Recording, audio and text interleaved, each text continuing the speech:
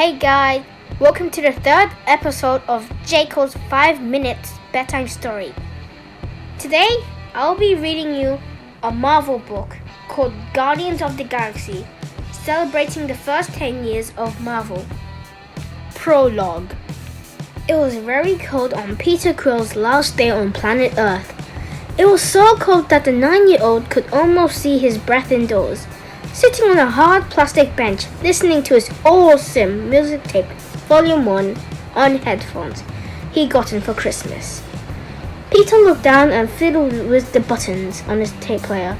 He tried not to think about where he was, in the hospital, where his mother lay sick. Very sick. She's been seeing doctors for a long time, and Peter had almost gotten used to the way she sometimes called him the wrong name, or forgotten things he knew she knew. But now the family was gathered in the room, Gramps and Peter aunts. And Peter knew things were much worse. He tried to sink away into the music and not think about it. "Peter, your mama wants to speak with you."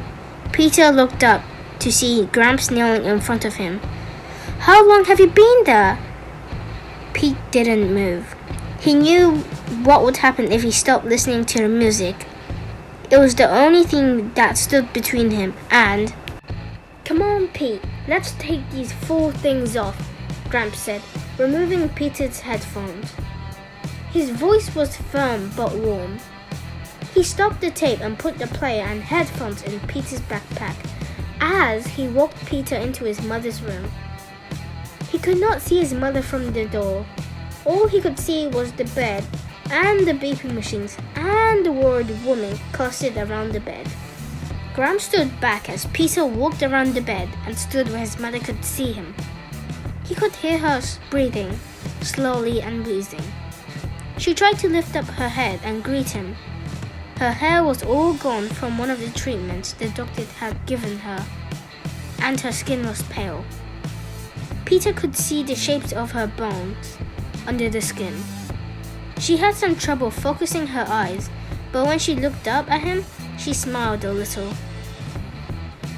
He saw her looking at his face, and her smile slipped a little when she noticed a bruise under his eye. She frowned and whelped and asked, "Why have you been fighting with the other boys again, baby?" Her voice was barely above a whisper. Pete shrugged. "Pete," she prompted. He didn't want to say anything to worry her, but Pete had never been able to keep anything from her mother. They were a team, especially since his father wasn't around. "They hurt a little frog that ain't done nothing," Pete said, trying to explain about the bullies in his neighborhood. He looked down and away from her, embarrassed and scared and unsure of what to do. They smushed it with a stick. "You're so like your daddy," Mama whispered. "You even look like him." Her eyes drifted up towards the sky, a dreamy expression crossing her face. And he was an angel composed out of the pure light. Pete didn't know what she meant. He didn't know what his daddy looked like because he'd never seen him, but deep inside, he was glad to hear it. Out of the corner of his eye, he saw Gramps exchange a look with one of Peter's aunts. A look that said, "She's getting confused again." "Meredith," Gramps said, trying to bring her back. "You've got a present there for Pete, don't you?" She looked dazed for a moment as her vision of angels faded away. But then Mama looked down at the present sitting on the bed sheets. Mama stared down in her lap as if seeing the present for the first time. "Of course," she said. She tried to pick up the package, but she didn't have the strength.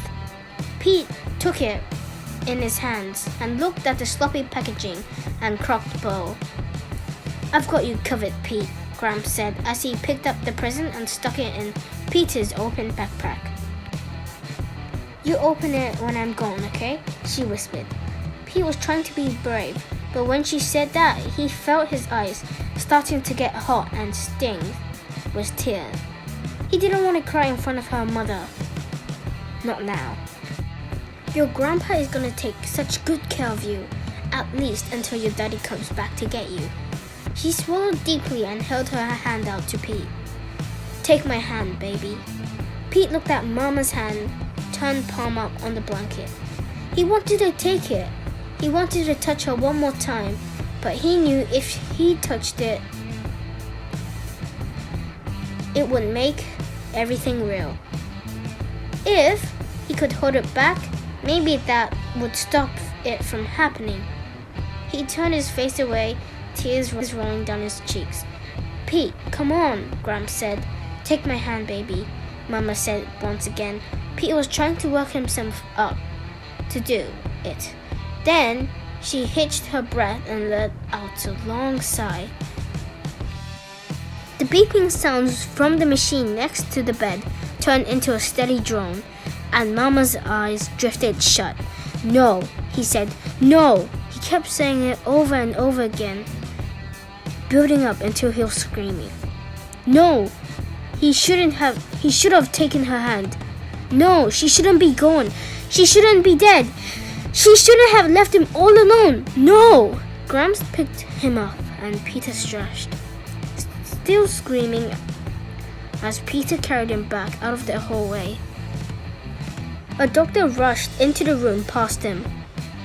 Gramps set him down, and Pete saw that Gramps was crying too. Pete, he said, just stay here, okay? Please? Gramps turned and walked slowly back into Mama's room. No, not Mama's room. The room where Mama had been before she died. No, Pete thought. It couldn't be real.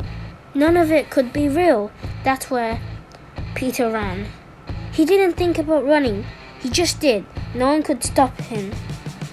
He burst through the hospital outside the door and ran across the parking lot. When he got into the field, onto the other side of the parking lot, he kept running. A cold fog whirled around him, and his shoes were soon soaked from the wet grass. But he continued. When he was finally out of breath, he dropped to his knees and sobbed. No one came looking for him. He was all alone. A deep groan came from above him, and the wind kicked up, blowing the fog away. A brilliant light shone down to him, too bright to look directly at it. He squinted through the wind and his tears, seeing the outline of something incredible. It was a giant spaceship, the size of a jet plane or even bigger, hovering in air over him. Its wings spread out to cover most of the field, and it was tipped down so its nose pointed directly at Peter. Astonished, he froze there, unable to believe what he was seeing. Lights pulsed on the outside of the craft. The beam of light tightened its focus on Peter and began to swirl in a storm of color. He cried out, but the light picked him up and stole him away.